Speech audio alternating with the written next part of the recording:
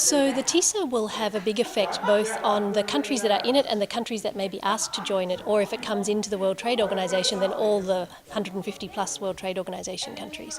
So for those who are in the TISA now, the implications are that there will be more liberalisation of services, including public services, because there's a very narrow public service exception for in the services rules at the WTO, which will probably be the same one in TISA. And it would affect even state and local governments, not just the national governments. So there would be more liberalisation of more sectors, but then there will also be additional rules that go beyond those at the World Trade Organization that further restrict your ability to regulate services. And some of those will be some that some TISA countries have already done, like the optional financial services understanding, but some will be even beyond what has been at the WTO, even the optional ones. And so that will restrict the ability of TISA participating countries, their governments at the national, regional and local level to be able to regulate the services sector. And whether that is requirements to employ locals, train locals, transfer technology, have joint ventures, have economic needs tests before you decide how many private hospitals open, that kind of thing, but also domestic regulations disciplines. So your ability to regulate any service sector that you've made a commitment in. And so that could restrict your ability to have environmental requirements, cultural requirements, requirements for the safety of workers because they're not relevant to the services or they're not objective or transparent provisions. And even in the financial sector, there's a lot of provisions that will require more financial services liberalisation with perhaps insufficient safeguards for financial regulation to prevent the kind of crises that we've seen and also to help you get out of them once you're in them.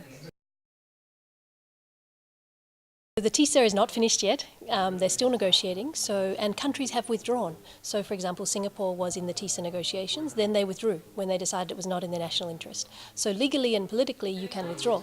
So if you can campaign in your country to help your government understand why it's not a good idea to be in TISA, then maybe your country could also withdraw from the negotiations. And so you need to do it quickly because the negotiations are going quite quickly. And I don't have a good sense of when it might be finished, maybe next year. So certainly before then is the time to talk to your governments to try and help them understand some of the implications of TISA on workers, including in the public sector. Well, the main concern is the impact on the multilateral trading system and how the TISA may affect the multilateral trading system in terms of confidence in the system and in terms of what precedent are we setting for if you don't get an outcome that you want, you sort of go outside of the system. We would say come back to the multilateral trading system. There is a forum for negotiation and we would invite countries to re-engage in the multilateral trading system and to show greater confidence in the multilateral trading system, to defend it and to uphold it.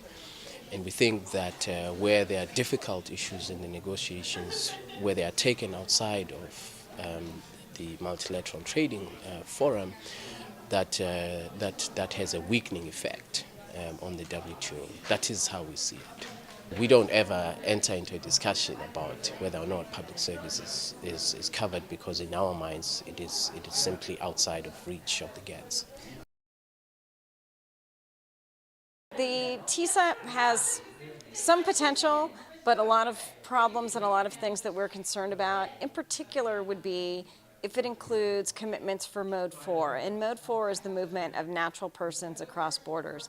And the problem with making commitments in trade agreements regarding Mode 4 is that they don't also contain commitments for how the workers are treated, that the workers will be able to exercise their fundamental labor rights, that the workers will be paid at or above market wages.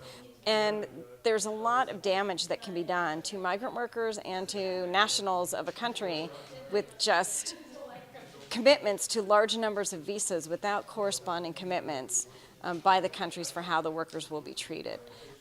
It's not clear that the TISA will include a labor chapter watching over the treatment of workers in the countries. So these are commitments regarding air transport, bus, train, anything that you can think of, water transport.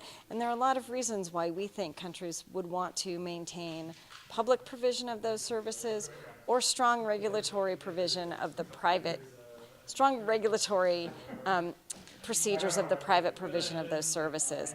And we feel that the TISA is going to restrict countries' ability to regulate and also induce privatization where the public might be better served by, public trains and metro and bus and rail. So. We're trying to get information out because if workers know this is happening, they can speak up. And one of our most active affiliates on the issue is, of course, AFSCME, which is one of our very large public sector unions. And they're very concerned about the impact on their jobs and the provision of public services in the United States. So we want it to expand beyond AFSCME so that all of our other affiliates know about it, and non-unionized workers, because they're going to be impacted as well. So I really want to go back to the basics and show that the exclusions for public services are not adequate, and that in fact over time trade treaties can be expected to limit and stifle and even suffocate public services by confining them within their existing boundaries, giving multinational corporations the ability to challenge governments that want to improve their public services. I'm also going to be making the case for stronger safeguards for public services, because public service systems need to innovate too. They have to change over time to meet public needs. And I think we should all agree that trade and trade treaties are really just a means to economic development, and that high quality, basic, affordable, universal public services are part of most people's vision of a good society and genuine economic development. In the country where I live, Canada, we have some exceptions for public auto insurance at the provincial level, and in several provinces we have highly effective functioning systems that provide affordable public auto insurance. And two additional provinces, Ontario and New Brunswick, wish to follow that example, but the industry was successful in the insurance industry was successful in threatening them under both NAFTA and the WTO GATS agreement, because Canada had not been careful enough to protect the ability to implement those new services at the provincial level. So I will be speaking specifically on the experience we've had in EPSU regarding health care and liberalisation in the European Union of public services. I think it's fair to say that EPSU has worked very hard to have a positive approach to public services in Europe, one where the starting point for policies is regarding the objectives of what you want services to achieve. So in healthcare, you want everyone to have a good quality of health and have access to healthcare. Whereas Europe, and indeed like we see in the trade agreements, is taking healthcare from a trade perspective, a competitiveness perspective, and a profit perspective, and that sits very uneasily with the objectives of healthcare. It's a question about how you control the involvement also of private actors. We see many countries, well, in Europe in general, like in many developed countries, most spending on healthcare will be public. But we see increasingly private sector profit-making companies coming into healthcare, and this can distort the objectives of the service.